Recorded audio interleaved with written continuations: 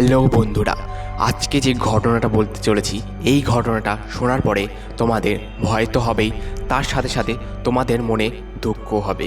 ঘটনাটা এরকমই। ঘটনাটার নাম হচ্ছে মায়াবী আত্মা। আর ঘটনাটার সূত্রপাত হয় একটা হসপিটালে। তখন সবে সবে একটা জুনিয়র ডাক্তার সেই হসপিটালটায় জয়েন করে। সেই ডাক্তারটা সারা হসপিটালটা ঘুরে দেখছিল। হঠাৎ ঘুরে দেখতে দেখতে দেখতে পায় একটা কর্নারে একজন হাঁটু গেড়ে মাথা নিচু করে বসে আছে। তখন ডাক্তারটা গিয়ে জিজ্ঞাসা করলো, এই যে ভাই, শুনতে পাচ্ছ? তুমি কন্যায় ওখানে বসে কি করছো?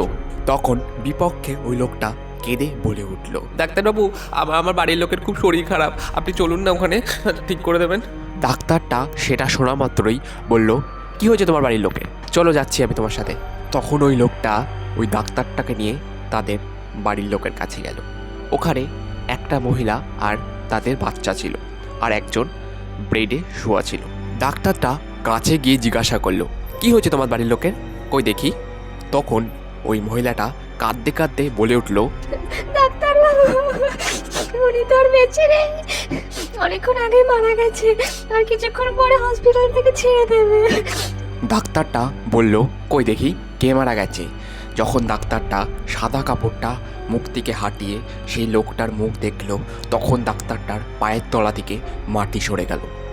দেখল এতক্ষণ যার সাথে কথা বললাম আর যে আমাকে এখানে নিয়ে আসলো, সেই লোকটাই মরে শুয়ে আছে। আমি হঠাৎ করে পেছনে তাকিয়ে দেখলাম সেই লোকটা এখানে আর নেই। আমার তখন মাথা ঘুরে যাওয়ার মতন অবস্থা। সেই দিনকে সেই ডাক্তারটার নাইট ডিউটি ছিল। সাধারণভাবে সেই ডাক্তারটা নাইট ডিউটি করছিল। তখন রাত 2:30-3টে হবে। হঠাৎ করে মনে হলো যেন সেই ডাক্তারটাকে কেউ ডাকছে। ডাক্তারবাবু, শুনতে পাচ্ছি। আপনি বললেন যে আমাকে সাহায্য করবেন। কি হলো, করলেন না তো সাহায্য? এই আওয়াজটা শোনার পরে ডাক্তারটা তার চেম্বার থেকে বেরিয়ে আসলো। তারপর চারদিক ভালো করে দেখলো কে ডাকছে, কিন্তু ওখানে কেউ ছিল না। অদ্ভুত ব্যাপার, এই আওয়াজটা কোথা থেকে আসলো, কি করে আসলো, ডাক্তারটা কিছুই বুঝতে পারছে না। সেই দিন রাতটা যেমন তেমন করে কাটলেও পরের দিন সকালবেলায় ডাক্তারবাবু তার বাড়িতে যাবে। তো বাড়িতে ফেরার জন্য রাস্তায় একটা রিক্সাকে ধরলো। ও দাদা, যাবেন নাকি? রিক্সা চালকটা তার সামনে এসে দাঁড়িয়ে পড়লো, কিন্তু মুখে কোনো উত্তর দিল না। অদ্ভুত ব্যাপার, এত গরমের মধ্যেও রিক্সা চালকটা গায়ে একটা চাদর মুড়ে আছে আর মুখটা চাদর দিয়ে ঢাকা আছে। সেই ডাক্তারটা জিজ্ঞাসা করলো, কি ব্যাপার দাদা, তুমি এত গরমের মধ্যে চাদর গায়ে দিয়ে আছো, তোমার গরম লাগছে না নাকি? রিক্সা লোকটা কোনো কথা বললো না। তো ডাক্তারবাবু সেই রিক্সাটায় উঠে পড়লো। তখন ডাক্তারবাবু রিক্সা করে যাচ্ছিল তার বাড়িতে। তখন রিক্সা চালকের সাথে দু একটা কথা বলতে শুরু করলো ডাক্তারবাবু। কথা বলতে শুরু করলো, কী ব্যাপার দাদা, তুমি আমার কথার উত্তর দিচ্ছ না? কি হয়েছে তোমার? তোমার কোনো অসুবিধা হয়েছে? আমাকে বলতে পারো। তখন তাও রিক্সা চালকটা কোনো কথা বলল না। কিছুক্ষণ পরে রিক্সা চালকটা মুখটা ঘুরিয়ে বলল, তুমি আমাকে সাহায্য করলে না?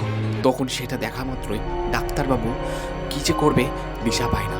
দেখলো সেই মৃত মানুষটাই রিক্সা চালাচ্ছে।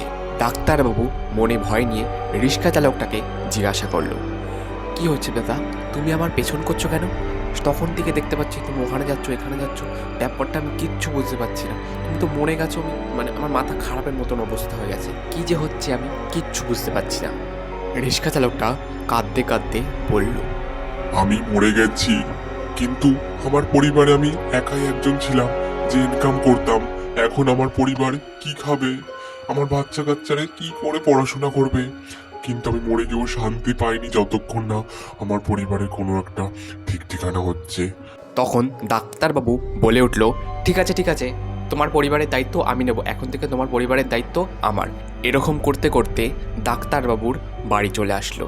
ডাক্তারবাবু এরকম পেছন করে নামলো নিচে। হঠাৎ করে সামনে করে দেখলো রিক্সা চালকটা আর নেই, কোথায় উবে গেল সেটা কেউ জানে না। তখন থেকে রিক্সা চালকটাকে আর দেখা যায়নি।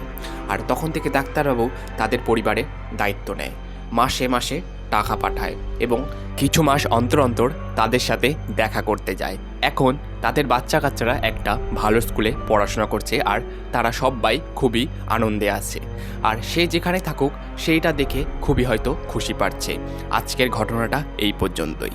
আজকের ঘটনাটা তোমাদের কেমন লাগলো প্লিজ কমেন্ট করে জানিও।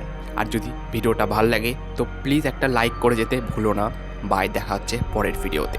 পরের ভিডিওটা এর থেকেও বেশি ভয়ঙ্কর হতে চলেছে।